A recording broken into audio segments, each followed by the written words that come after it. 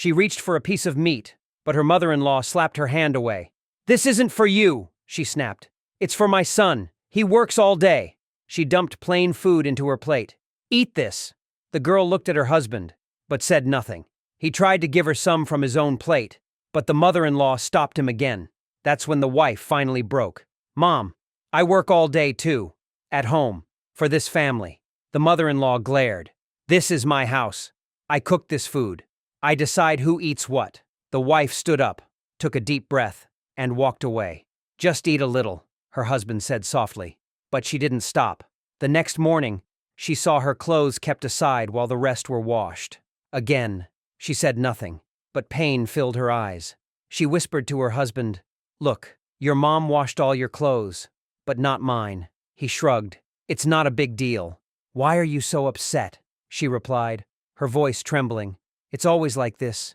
In food, in laundry, in everything. If my mother treated you like this, would you call it nothing?"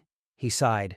"You're just being too sensitive." Later that day, he left for work. She stayed behind, with tears in her eyes and silence in her chest. But that evening, something changed. The husband came home and saw her packing her bag. Startled, he asked, "What's going on? Where are you going?" She turned around, eyes filled with worry. "My mom's in the hospital, very sick. We have to go now.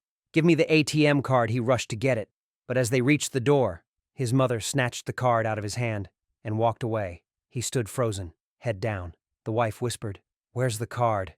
He mumbled. "She took it." Tears rolled down her face. "That money, it was from my dowry. My mother gave it to me. She needs it now, for her treatment." He panicked. "I'll call her. She'll return it." He called and called.